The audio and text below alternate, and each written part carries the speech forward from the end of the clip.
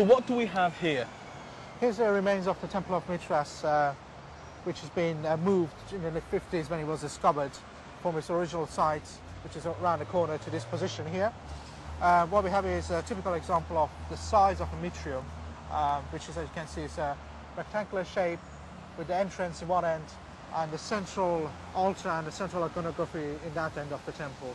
The structure, of course, would have been subterranean, would have been underground, or some other temples you know were actually in caves. So that's one of the consistent aspects of Mithraeums, were all done in caves or subterranean structure, including this one.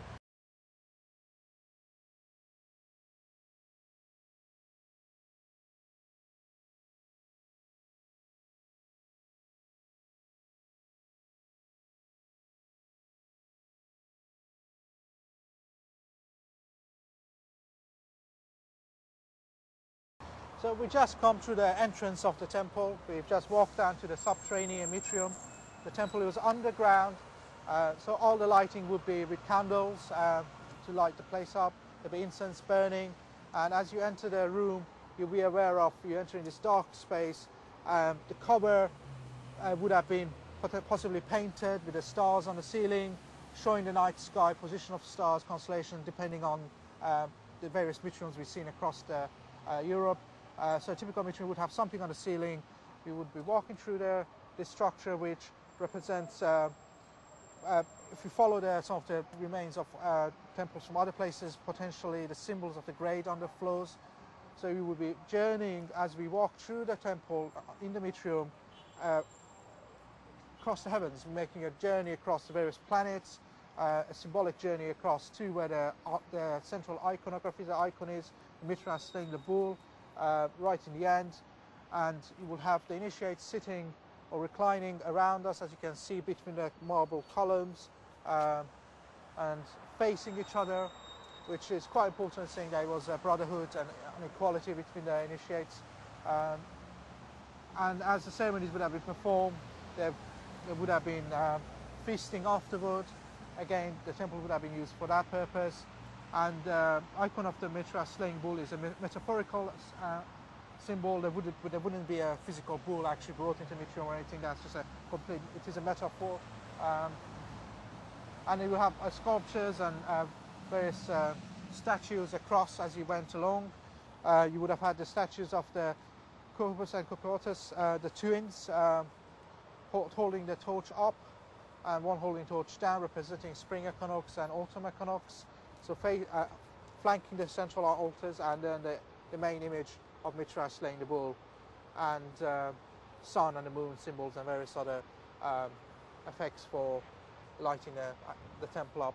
As you can see, it would have sat something probably anything between 20 to 50 people.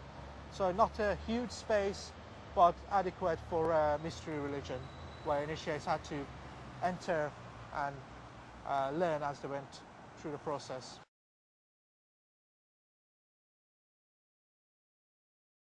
What would I have found on the floor here? Would it have looked like this, or would it have been something very different? Well, mosaics would have been one possibility. The whole thing would have been decorated. These are the marble columns that would have been holding the structure up. And some Mithraeums, for example, like one of the ones in Ostia, we actually have the grade symbols on the floor of the mosaic, leading off from the first grade to the seventh grade.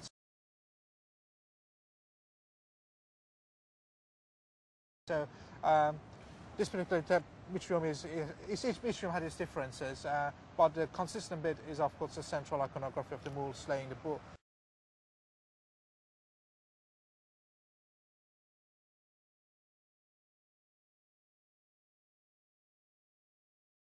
And where would people have sat? Where would they gathered around? Well, the structure is actually designed to be so people would be reclining between the columns or behind, sitting. And so they'd be sitting down here? They'd be sitting down, here, or reclining on the back.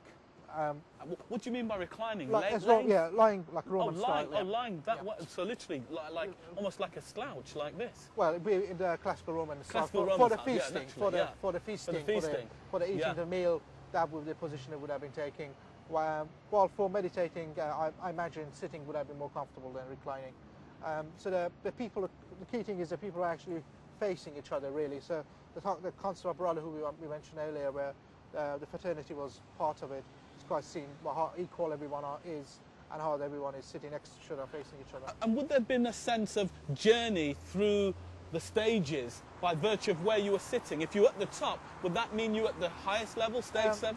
There is some discussion around that might be the case, that you would have the higher grade initiates nearer in one end, the temple, top of the temple, and the lower grades toward the end. Because as we were saying, the Mithraeum is a microcosm, so the planets, the position of planets and initiates were representing that as well. So how they were arranged, and they were sitting, we're creating in the cave, a universal cave.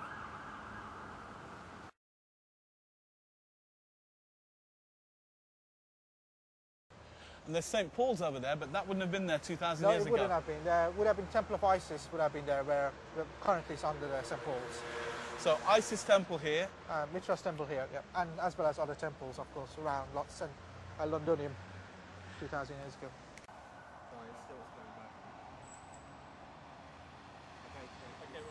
I noticed that there are some coins on the altar. Is that significant? Well, it could be still people leaving their offerings, I guess. Modern practice. I imagine, as a lot of people leave offerings of coins wherever there's a well or water. And here we are in the temple, remains of Lord of Contracts in central London, next to the Bank of England. So nice synchronicity. So there could be still some devotees around today. Well, could be, yes.